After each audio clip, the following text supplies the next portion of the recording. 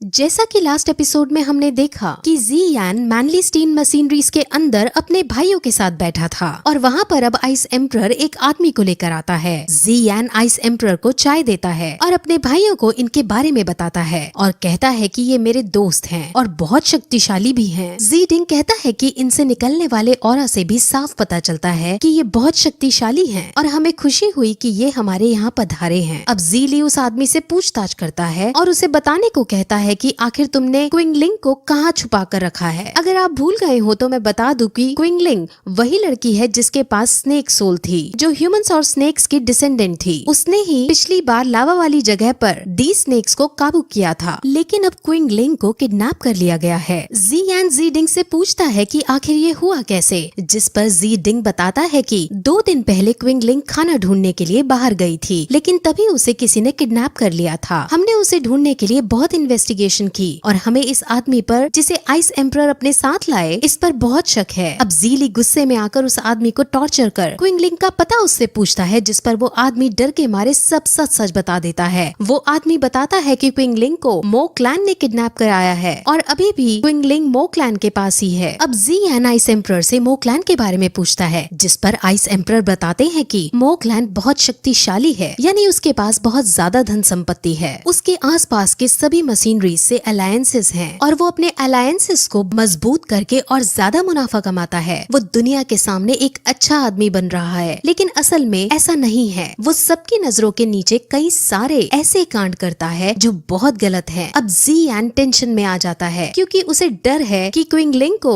उसने अपना शिकार ना बना लिया हो, इसलिए वो तुरंत अब मो क्लैन के अंदर जाकर क्विंगलिंग को बचाने का डिसाइड करता है। वहीं अब हमें मो क्लैन के लीडर को दिखाते हैं। मो क्लैन के लीडर का नाम मो चोंग है और वो रईसों जैसी जिंदगी जीने में कोई कसर नहीं छोड़ता। वो अब अपने घर आता है और वहाँ गलती से उससे एक बच्चा टकरा जाता है। वो बच्चे को देखकर एक ऐसी स्माइल देता है जैसे वो बच्चे से बहुत प्यार करता हो। वो अपनी दोहरी जिंदगी जी रहा था, जिसमें सबको वो ये दिखाकर चलता है कि वो बहुत अच्छा इंसान है, क्योंकि वो ये चाहता है कि उसके अलायंसेस मजबूत रहें। अब मो चोंग घर आकर अपने घर को पूरी तरह से सजवाने लगता है। आज मो फैमिली का 60th जन्मदिन है, जिस वजह से आज उसने कई सारी क्लैन और मशीनरीज के लीडर को अपने यहाँ रात को दावत पर बुलाया होता है। अब मो चैंग फिर एक गुप्त ठिकाने पर जाता है, जो कि असल में पानी के नीचे मौजूद था। उस गुप्त ठिकाने में उसने क्विंगलिंग को कैद कर रखा था। वहाँ पर 2 वही वाले लावा स्नेक्स मौजूद थे और वो दोनों ही क्विंगलिंग के कंट्रोल में थे। उन दोनों लावा स्नेक्स को देखकर मो चैंग खुश होता है, लेकिन वो श्योर होना चाहता था, इसलिए वो एक ब्लैक स्नेक को उस पर छोड़ देता है। वो ब्लैक स्नेक क्विंगलिंग को खाने उसकी तरफ दौड़ता है, लेकिन क्विंगलिंग अपनी पावर्स का यूज करके उस ब्लैक स्नेक को भी अपने कंट्रोल में कर लेती है। अब मो चैंग समझ जाता है और श्योर हो जाता है कि ये लड़की 3 फ्लावर स्नेक की ताकत रखती है और अब ये डिसाइड करता है कि आज रात को ये इस पर एक्सपेरिमेंट करेगा। अब ये एक्सपेरिमेंट क्या है ये हमें थोड़ी देर बाद पता चलेगा। वही मैंडी स्टील मशीनरीज के अंदर आइस एम्परर उसे बताते हैं कि वो लोग जरूर प्यूपिल ऑफ 3 स्नेक्स फ्लावर के पीछे पड़े हैं, ताकि वो इसकी पार का यूज अपने लिए कर सके। इसका मतलब अब उसकी जान को खतरा था, इसलिए ज़ियान तुरंत वहाँ जाने को कहता है। ज़ियान के भाई भी उसके साथ आना चाहते थे, लेकिन वो उनसे यही रुकने को कहता है और अब वहाँ उड़कर मो क्लैन के पास जाने लगता है। अब उसके पीछे पीछे आइस एम्परर भी जाते हैं और उसका साथ देते हैं। रास्ते में आइस एम्परर ज़ियान की एबिलिटीज की तारीफ करते हैं और उससे पूछते हैं कि तुमने इतनी छोटी उम्र में 2 होंग लेवल प्राप्त कैसे कर ली? मेरे 2 होंग लेवल प्राप्त करने में 5 साल लग गए थे और तुम इस उम्र में 2 होंग के साथ साथ इतनी सारी एबिलिटीज भी रखते हो, ऐसा कैसे करते हो? कौन तुम्हारा साथ देता है? अब ज़ियान पहले तो थोड़ा भाव खाता है, लेकिन आइस एम्परर के इंस्टेंटली पूछने पर उसे बताता है कि जरूरी नहीं है कि हमें 5-6 साल का वक्त लगे ही लेवल बढ़ाने के लिए। अगर हम चाहे तो 1 साल के अंदर भी 2 होंग को हासिल कर सकते हैं। आइस एम्परर पूछता है कि आखिर कैसे हम ऐसा कर सकते हैं, जिस पर ज़ियान बताता है कि एक फॉलिंग जिदान नाम की मेडिसिन है, जिसको बनाने के लिए 5 इंग्रेडिएंट्स चाहिए होते हैं। इस मेडिसिन को बनाना तो आसान है, लेकिन इसके इंग्रेडिएंट्स ढूंढना मुश्किल काम है। चाहे कितनी भी बीमारी क्यों ना हो या फिर कितनी भी चोट क्यों ना लगी हो, उस मेडिसिन से सब ठीक हो जाता है और वो कल्टीवेटिंग स्पीड को बहुत ज्यादा बढ़ा देती है। अब आइस एम्परर उसे इस मेडिसिन के इंग्रेडिएंट्स को ढूंढने और इसको बनाने के लिए कहता है, जिस पर ज़ियान अपनी भी एक शर्त रखता है। ज़ियान को पता चल जाता है कि आइस एम्परर बहुत शक्तिशाली है, इसलिए वो उनसे कहता है कि आप मेरे साथ ट्रैवल करके मेरी रक्षा करो। अब आइस एम्परर मान जाता है और 1 साल के लिए उसका गार्डियन बन जाता जाता है। अब वो दोनों को चलते चलते शाम हो जाती है और वो दोनों मुंह छुपाकर मोकलैंड के भीतर आते हैं। आइस एम्परर पूरी दुनिया में फेमस हैं और उनको देखकर कोई भी पहचान सकता था, इसलिए उन्होंने अपनी पहचान छुपा रखी थी। अब ज़ियान पावर ऑफ डिटेक्शन का यूज करके मोकलैंड के हाउस के अंदर ताक झांक करता है, जहाँ उसे कहीं भी क्विंगलिंग दिखाई नहीं देती, लेकिन उसे ये पता चल जाता है कि यहाँ इस घर में एक खुफिया गुफा है। अब वो दोनों उसी खुफिया गुफा के अंदर जाते हैं, जहाँ आगे बढ़ते वक्त उन्हें कई सारे सैनिक मरे हुए भी दिखते हैं। उन सैनिकों की हालत को देखकर आइस एम्परर बताता है कि इसको किसी डॉहैंग लेवल के आदमी ने मारा है और कोई हमसे पहले यहाँ इन्वेस्टिगेट करने आ चुका है। वो अब गुफा के अंदर पहुंचकर बहुत बड़े बड़े टेस्ट ट्यूब्स रखे हुए देखते हैं और समझ जाते हैं कि यहाँ इंसानों पर एक्सपेरिमेंट किए जा रहे हैं। अब ज़ियान फिर से पावर ऑफ डिटेक्शन का यूज करता है और उसे पता चल जाता है कि क्विंगलिंग यहीं कहीं मौजूद है। अब वो डिसाइड करता है कि आज रात को वो सबके सामने मो चोंग की असलियत ले आएगा और ये टेस्ट ट्यूब उसके खिलाफ हमारे सबूत बनेंगे। वहीं मो क्लैन के अंदर अब पार्टी शुरू हो गई थी और वहाँ अलग अलग क्लैंस के लोग आए थे। खास बात ये थी कि वहाँ पर नयन रैन भी मौजूद थी और वो भी उनके यहाँ चीफ गेस्ट बन के आई थी। नयन रैन का क्लैन वहाँ सबसे बड़ा क्लैन था और अगर मो चोंग को नयन रैन का साथ मिल जाता है तो वो बहुत शक्तिशाली होने वाला था, इसलिए उसने नयन रैन को बुलाया था। वहीं अब वो सब दावत कर ही रहे होते हैं कि तभी वहाँ एक मास्क मैन आता है जो सीधे अंदर घुसा चला जाता है। मो चोंग कहता है कि तुम दावत खत्म होने के बाद आना और जब मुझसे मिलना, लेकिन वो मास्क मैन वहीं खड़ा ही रहता है। अब मो चोंग के सैनिक वहाँ आकर उसे भगाने की कोशिश करते हैं, लेकिन ज़ियान अपनी पावर्स का यूज करके उन सबको दूर हटा देता है। वो अब मो चोंग का गला पकड़कर उसे उठाता है। मो चोंग समझ जाता है कि ये डॉहॉन्ग लेवल का है और वो खुद इसे नहीं हरा पाएगा। वो उससे पूछता है कि आखिर तुम चाहते क्या हो, जिस पर ज़ियान कहता है कि तुम्हारी जान लेने मैं यहाँ आया हूँ। अब ज़ियान की नजर वहाँ बैठी नयन रैन पर जाती है और उसको देखते ही ज़ियान के दिल में घंटी बजने लगती है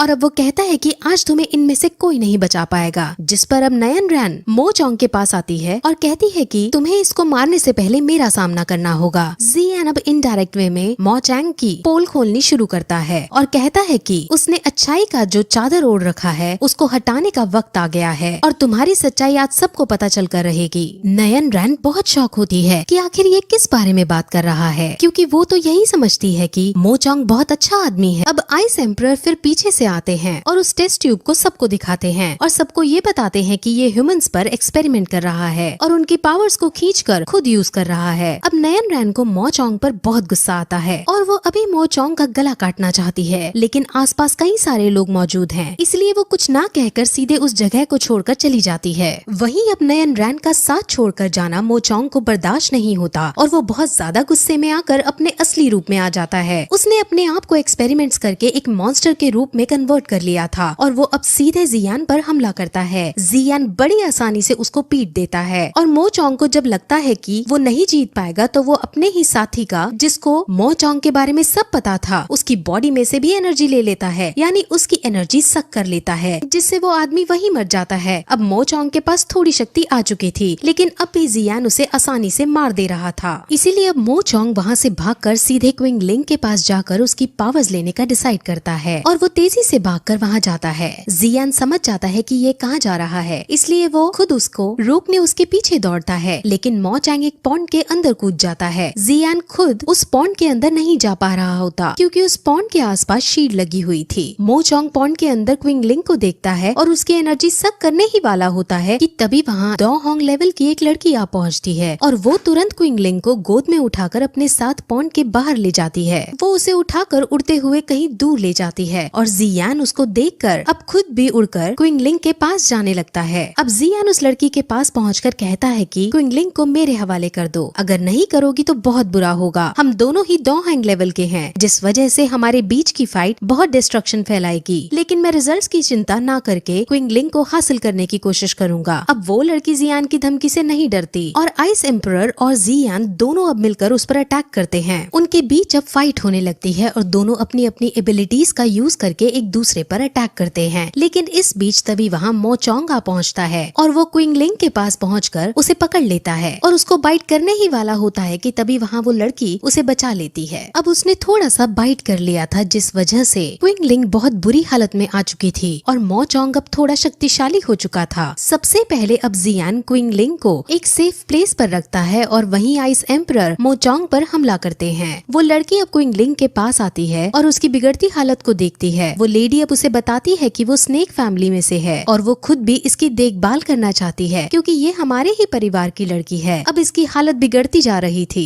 और हमें अब इसे पवित्र अकबरे पर ले जाना होगा ताकि ये सही हो सके। जियान के मास्टर भी जियान को बताते हैं कि ये स्नेक लेडी सही कह रही है और क्विंगलिंग को तुम इस स्नेक लेडी को दे दो। अब जियान थोड़ा सा उस स्नेक लेडी पर शक करता है, लेकिन वो स्नेक लेडी उसे समझाती है कि वो खुद 3 फ्लावर स्नेक को पिछले कुछ महीनों से ढूंढ रही थी और वो इसे ढूंढते ढूंढते यहाँ तक पहुँची है और अब वो जियान से प्रॉमिस करती है कि वो इसको बचा लेगी। जियान अब क्विंगलिंग को उसको दे देता है और स्नेक लेडी क्विंगलिंग को अपने साथ उड़ाकर ले जाती है। वहीं अब मोचोंग फिर से उठ खड़ा होता है और जियान पर हमला करता है। मोचोंग अब बहुत शक्तिशाली हो चुका था और अब जियान उसको नहीं हरा पा रहा था। जियान और आइस एम्परर मिलकर कोशिश करते हैं, लेकिन अब भी वो उस पर डोमिनेट नहीं कर पाते। अब जियान के पास और कोई चारा नहीं था, इसलिए वो एक तरकीब सोचता है। जो उसने 2 डिफरेंट टाइप की फ्लेम हासिल की थी, वो इन्हें मिक्स करके एक नई फ्लेम बनाने का डिसाइड करता है। आइस एम्परर उसे ऐसा करने से साफ मना करते हैं क्योंकि ऐसा करने से बहुत ज्यादा एनर्जी प्रोड्यूस होगी जिससे जियान की जान को खतरा है। उसके मास्टर भी उसे मना करते हैं कि ऐसा मत करो, लेकिन जियान कहता है कि उसको क्विंगलिंग को बचाने के लिए ऐसा करना ही होगा। अब उसके मास्टर भी उसके सामने झुक जाते हैं और जियान दोनों फ्लेम्स को मिलाने लगता है। ऐसा करने के लिए उसे अपनी सोल को स्टेबलाइज करना है, इसीलिए उसके मास्टर अब उसे उसके सबकॉन्शियस माइंड के अंदर भेज देते हैं और उसे अब फोकस करने को कहते हैं। अब उन दोनों फायर्स के कॉम्बिनेशन से एक एनर्जी प्रोड्यूस होती है जो बहुत शक्तिशाली है। उसके मास्टर पूछते हैं कि आखिर ये क्या है, जिस पर जियान कहता है कि उसने इसका नाम बुद्धा लोटस एंगर दिया है। वो अब बुद्धा लोटस एंगर को मोचोंग पर यूज करता है और बुद्धा लोटस एंगर मोचोंग की शक्ति को डिफेंड करते हुए मोचोंग पर जाकर जगता है, जिससे आसपास बहुत बड़ा एक्सप्लोजन होता है। आइस एम्परर तो बच जाते हैं, लेकिन जियान अब आसमान से नीचे गिरने लगता है। वो अब गिरते वक्त फायर माइंड की सबकॉन्शियस लेवल पर पहुंच जाता है। वहाँ उसके मास्टर एक झील किनारे उदास बैठे थे। जियान उनके पास जाता है और उनसे कहता है कि मास्टर, आपने देखा ना कि मेरा बुद्धा लोटस एंगर काम कर गया। जिस पर अब उसके टीचर कहते हैं कि बुद्धा लोटस एंगर बहुत शक्तिशाली है और अब मैं और ज्यादा तुम्हारा टीचर नहीं बन सकता हूँ। तुम्हारे पास अब इनफ एनर्जी है जिससे तुम अपने एनिमीज को मार सको। अब तुम्हें मेरी जरूरत नहीं होगी। जियान को पहले तो मजाक ही लगता है, लेकिन अब उसके मास्टर उसे बताते हैं कि जो तुमने बुद्धा लोटस एंगर बनाया है वही अब तुम्हारा टीचर होगा। मेरे अंदर अब और ज्यादा एनर्जी नहीं बची जिससे मैं तुम्हारे साथ रह सकूं। अब मुझे फिर से गहरी नींद में जाकर सोना होगा। जियान अब बात की गंभीरता को समझता है और उसे कहता है कि आप मेरी एनर्जी को यूज कर लो, आप लेकिन जाओ नहीं, मुझे आपकी बहुत जरूरत है, मैं आपके सिवा कुछ भी नहीं हूँ। लेकिन उसके मास्टर उसे सिर्फ इतना कहते हैं कि मुझे बहुत खुशी है कि मैं तुम्हारा टीचर बना, और वो फिर डिसइंटीग्रेट हो जाते हैं। जियान को अपने ऊपर बहुत गुस्सा आता है क्योंकि आइस एम्परर और उसके खुद के मास्टर के मना करने पर भी उसने बुद्धा लोटस एंगर को क्रिएट किया था। वो ये भी सोचता है कि उसने खुद अपने टीचर को मार डाला है, उसे सिर्फ अपनी स्ट्रेंथ को बढ़ाने से मतलब है। वो ये सब सोचकर बहुत रोता भी है। वो बहुत ज्यादा रिग्रेट करता है और फिर सबकॉन्शियस माइंड से बाहर निकलता है। वो आसमान से नीचे गिर रहा था, लेकिन तभी आइस एम्परर उसे बचा लेते हैं और यही इसी तरह से सीजन यही खत्म हो जाता है।